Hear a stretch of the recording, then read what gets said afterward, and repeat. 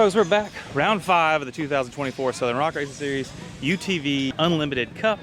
That's what I'm racing in, and today we've got our work cut out for us. We're at Hawk Pride Offroad Park right here in Tuscumbia, Alabama, and we got some rowdy rocks we're gonna do today, so stay tuned. You don't wanna miss this because there's gonna be some carnage. Today's video is brought to you by Anker. They actually sent me one of their Anker SOLIX C1000 portable power stations, and at first I was like, I'm a camera guy, I don't really do a lot of overlanding, like what am I gonna use this for? And then I figured out these things are really handy for me. I video at off-road events all over the country, and I have to have portable power. Now, usually we're just driving around in the Jeep and I've got a couple plug-ins and things like that. But the more I get into filming these events and racing and doing everything else, the more I realize the more power I need. This is pretty much my setup, like worst case scenario. I'm running a laptop, a portable cooler, charging one of my other cameras. I have my phone charging. It's also got the Anker app pulled up so I can remotely monitor what's going on with the power station. Running my laptop and charging it. I'm charging my headphones, charging my GoPro, and this thing will still take more. This one is actually 1,056 watt hour, which basically means if you want to plug a 100 watt light bulb into this, it would last for 10.5 hours. Now that might not sound like a lot, but it's an 1,800 watt unit, so it can run 1,800 watts at a time with a peak power of 2,400 watts. So a lot of items upon startup, like fans, coolers, stuff like that, they have a higher peak power need right when you start them up, and then they go down from there. So when it comes to these portable power stations, there's a few things you want to look for. One of those is the battery type. Now, these Anker SOLIX C1000s are a Life PO4 battery, and these are very reliable. They're supposed to last for 10 years, and they're fast charging. You want to make sure it's a smart unit as well. This unit itself has temperature control. It can be charged 3,000 times. It will charge in an hour if it's plugged into the wall, and it also has a solar hookup, and if it's in full sun with the solar, it'll actually charge in 2 hours. I actually have one of their solar kits. This is just a foldable deal, folds up nice and compact, has a nice little handle on it. So even though we're in the shade right now, this thing's still putting 11 watts into the unit, and we're drawing 153, so we have about 6 hours remaining that this thing will work, and we're running all of this stuff. If you guys know anything about watching my channel, you know that I like to stress test things, whether it's razors or anything that anybody sends me. So let's stress test this unit, see what happens. I know I race as well, so what happens if my skid plate's hanging off and I gotta run round 2, and I need to get the old Sawzall out and cut part of the skid plate off to make sure it's not hanging down and slowing me down on my race run? Well, just plug it into this.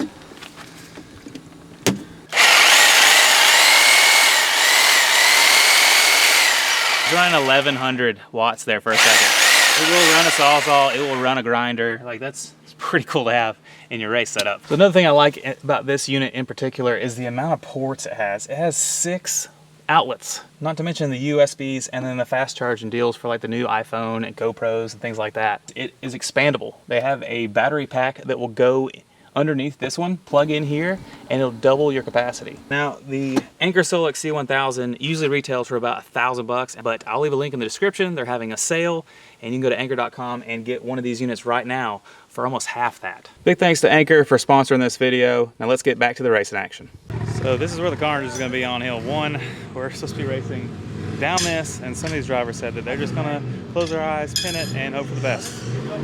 And they might land out here at the bottom, or they might barrel roll.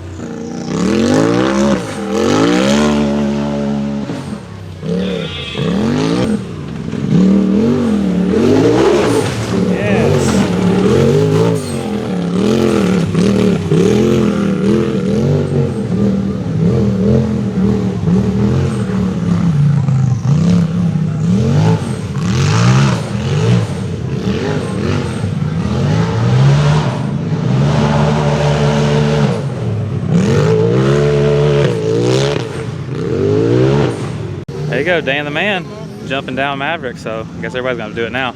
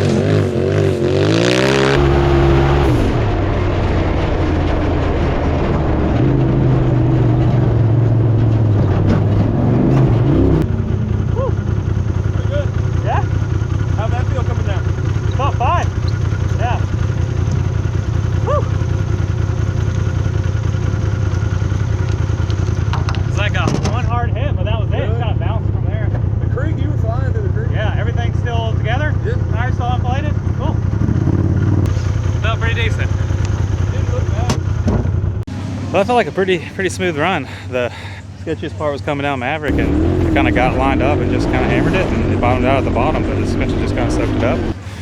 Kept on going. Hopefully that's a decent, love for that to be a top 5 time. We'll see.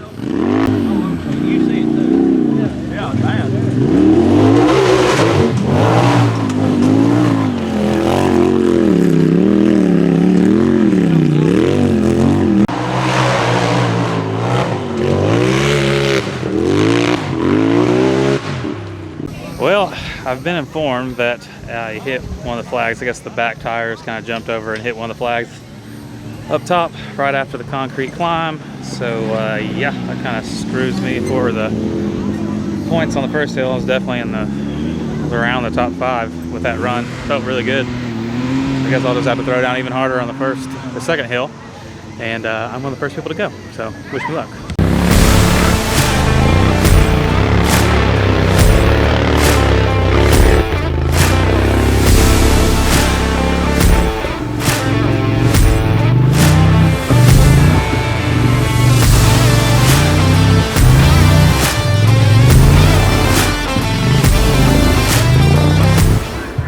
Here we go. I'm first off the line for hill 2, and I gotta go down either good luck or no respect, and I'm gonna choose no respect. It might be slightly slower, but it seems like it's gonna be a lot safer and maybe faster in the long run. We'll see. I'm first off the line, so all I can do is what I think's best. So wish me luck.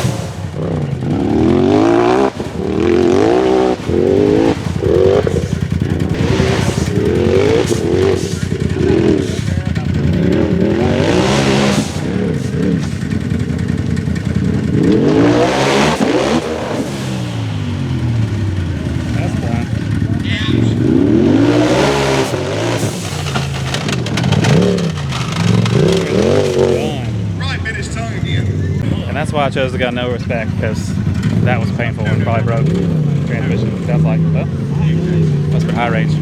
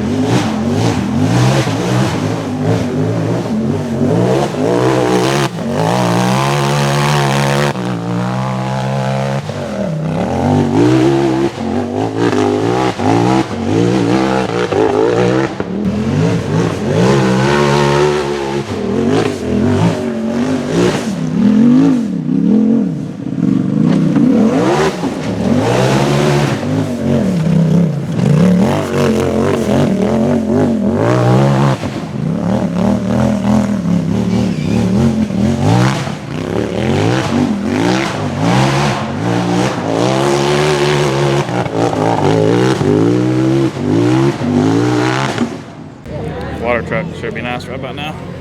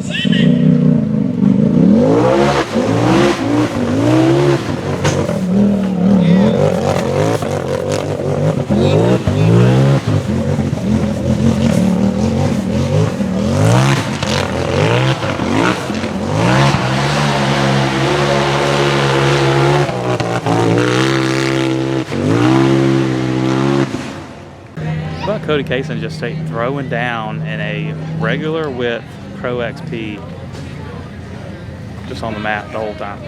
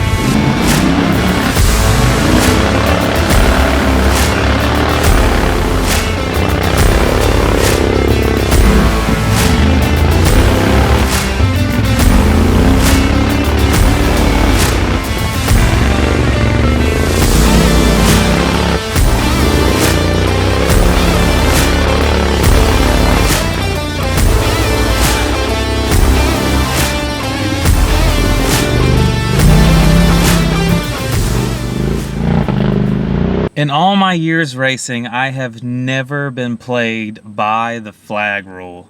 So the penalty is 30 seconds, and that is if you hit a flag and it drops below 45 degrees of vertical, or I guess wherever it started. It's really hard to measure that. I think it personally should be if you knock the flag down, the flag hits the ground, then it counts, because both times my tire slid over and hit the base of the flag. I did not run over it. I watched the live feed and everything, and it sucks to, without those flag penalties, this would have been my best finish of the year. I would have been in 4th place overall. I don't know. You guys tell me what you think the flag rules should be. I just got to go from here, get faster every weekend, see what happens. Stay tuned.